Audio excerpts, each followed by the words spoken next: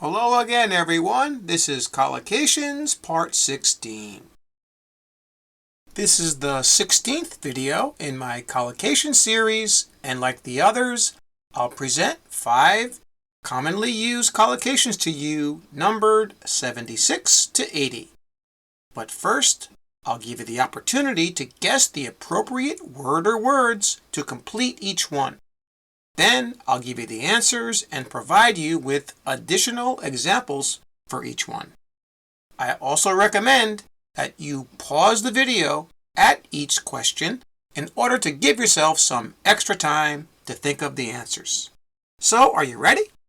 Okay, let's go. Number 76.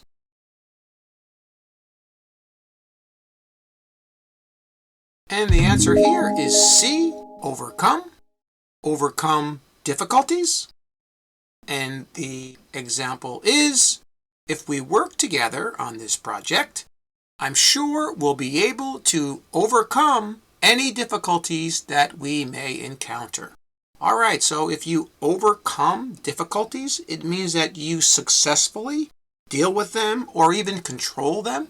All right, and that's what's happening in our example here. The person is talking about working on a project with someone, and if this person does work with the other person or other people, they'll be able to overcome their difficulties or, let's say, be successful in dealing with them. Now, let's see the other two. You will broach or overthrow your difficulties. Maybe overthrow will work a little bit, but the other one won't work. So, here's another example. My brother was struggling with math, so my family hired a tutor to help him overcome his difficulties with the subject. All right, we have the same thing here where this tutor is going to help this person's brother overcome the difficulties, or he will be able to successfully deal with his problems with math. Okay, you got it? Overcoming difficulties, that's a very commonly used collocation. All right, here's number 77.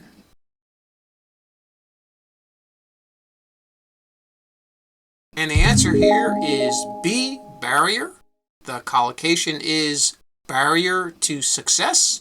And the example is, his lack of confidence was a barrier to success as a salesperson. All right, so a barrier to success means that something prevents you from achieving your goal or whatever you're going to do, all right, to be successful. And that's what happened in our example here. They're talking about the confidence of this person was not, let's say he didn't have a lot of confidence, so he couldn't successfully be a salesperson. All right, so that was the barrier. His lack of confidence was the barrier that stopped him or prevented him from being successful. All right, now the curtain to success or the trench to success, they don't work, even though they're kind of close. All right, here's another example. Carol couldn't save any money because her uncontrollable spending habits were a barrier to her success in saving anything from her salary each month. All right, so the barrier to success, in this case for our example, Carol in our example, she was spending too much. She couldn't control her spending. That was the barrier to her success. All right, so barrier to success, that's our collocation, very commonly used. Okay, here's number 78.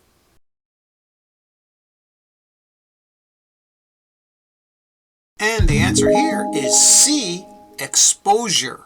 Exposure to the sun. And the example is, unprotected exposure to the sun can cause damage to your skin.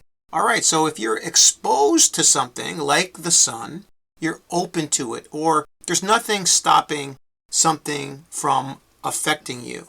All right, now in our example, they're talking about being out in the sun. Let's say without sunscreen, or maybe even wearing some protective clothing of some kind. Okay, you're out in the open, you're exposed. All right, and that's what this exposure to the sun means, and it's used very often. All right, now the other two examples or the other two choices here just don't work. Here's another example. We need some exposure to the sun in order to produce vitamin D in our bodies. All right, so this is kind of the opposite of our other example where in the first one, unprotected exposure to the sun, maybe being in the sun too long, or maybe it's too much sunlight. If you get too much sunlight, it could be harmful to your skin, but in this case, we'd still need some exposure to the sun in order to produce vitamin D in our bodies. Okay? That's our collocation, exposure to the sun. All right, now for number 79.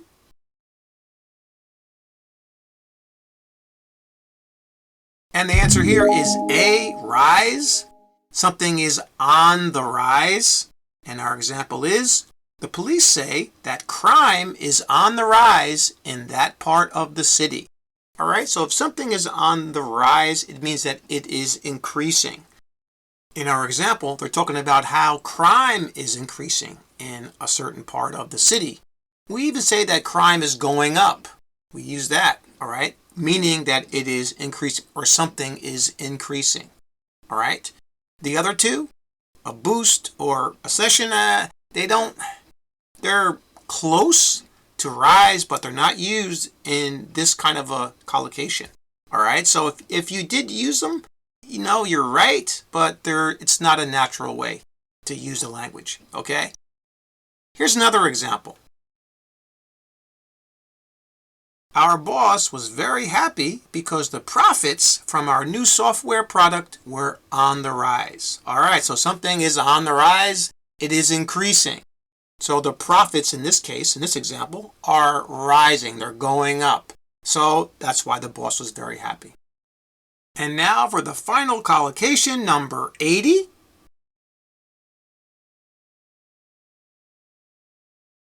And the answer here is B, chronic. Chronic disease. And our example is, because of her chronic disease, she needed long-term care. All right, chronic disease is used very often. All right, and it just means that it's a long-lasting or a continuing, something that's continuing for a long period of time. All right, chronic is used very, very often. Now, let's see, sustained disease or long-lived disease, they're close. And they mean it. They mean the same thing.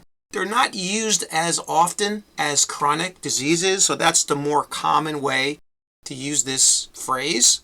All right. Now, a long-lasting disease, that's very close to chronic. It could be used. I think long-lasting disease, that's a common way to say it also. All right. It just means that this disease, this person has this disease for a long period of time. It's continuing most of their life. Okay. Here's another example. Arthritis is a common chronic disease for many elderly people. Okay, maybe you know someone who's elderly and they have this chronic arthritis. All right, they have these pains in their joints. And that's a good example of what a chronic disease is. Got it?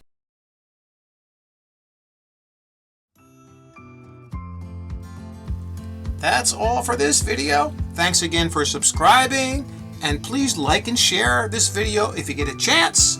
And remember what I always say, keep practicing. See you next time.